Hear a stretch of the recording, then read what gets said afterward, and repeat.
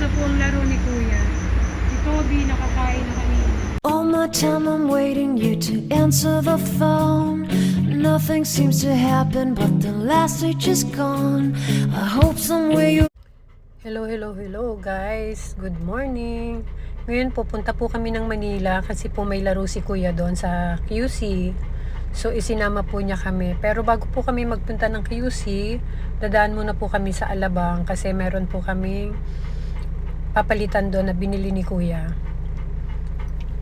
Yan, si Toby po ay tingin-tingin sa akin habang ako'y nagbibideo. Hindi ko rin po alam kung bakit. Nasa biyahe pa rin po kami hanggang ngayon. So, may...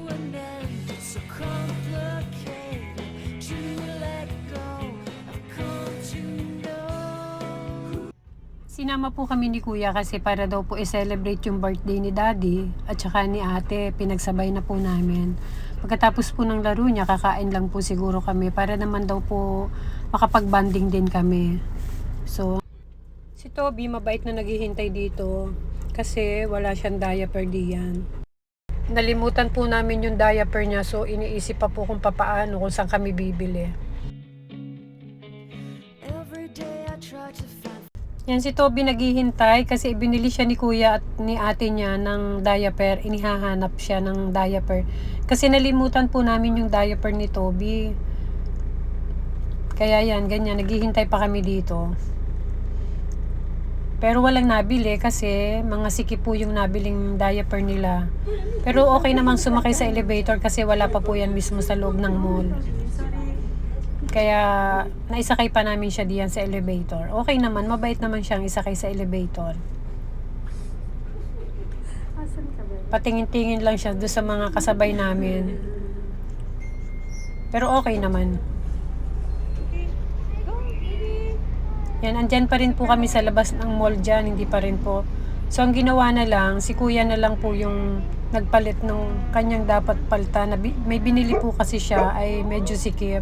Pinapalitan po ng size.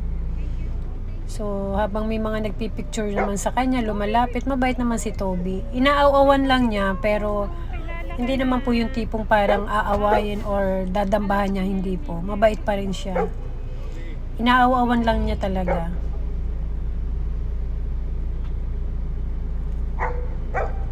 Diba? Inaaw-awan lang niya yung babae. Habang pinipictura naman siya. Yan, dyan naman, naghahanap na kami ng makakainan namin na po pwede si Toby.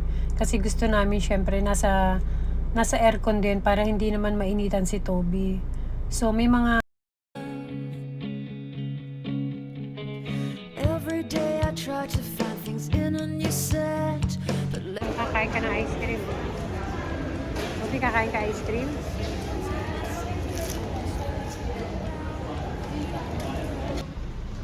Yan, tapos na po kami sa Alabang. So, pupunta na po kami ng Quezon City para po dun sa laro ni Kuya. Pero maaga pa rin naman, pero pupunta na din po kami. Then, habang naghihintay pa kami ng laro ni Kuya, bumili muna kami ni Ate ng pwede naming may snacks. Kasi nakakainip din dun sa taas. So, pumili-pili muna kami.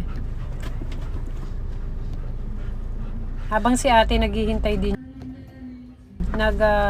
pumipili rin diyan ng kanyang gustong kainin.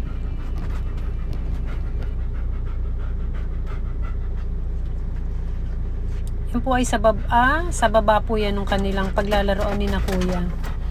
Doon po kasi sila sa taas. Yan pong grocery ay sa baba po yan. So sinasabi po ni Ate na meron na raw po kaming water sa kotse. Yun na lang daw po ang aming kuhanin. Yan po yung sa second floor naman na pinaghihintayan namin ng laro ni Kuya. Maaga kasi kami na dumating dun kaya naghintay pa kami dyan. Buti na lang, maaliwalas dyan at saka malinis yung pinaghintayan namin. Hindi kasi pwede yung dog dun sa taas Yan, may lumapit pa sa kanya dyan. Yan, ito na, mag-i-start na yung play ni na Kuya. Sila yung red, yung sina Kuya yung red. Yan. Okay naman, maganda yung laruan na pinagganapan ng laro ni na Kuya. Malinis.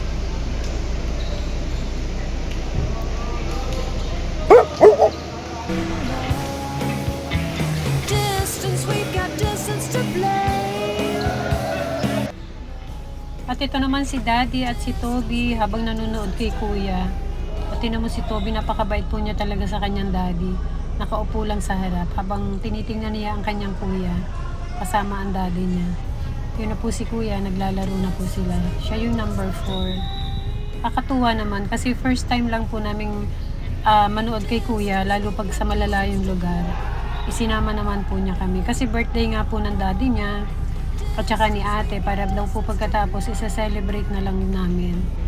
So, nakatuwa naman. Yun si ate, nanonood din. Distance to blame. Distance, we've got distance to blame. Distance. Yan, pauwi na po kami niyan. Habang si Toby ay nagmamasid na naman po dun sa unahan. Yan, pauwi na. At mabuti naman at hindi po traffic. Ang galing.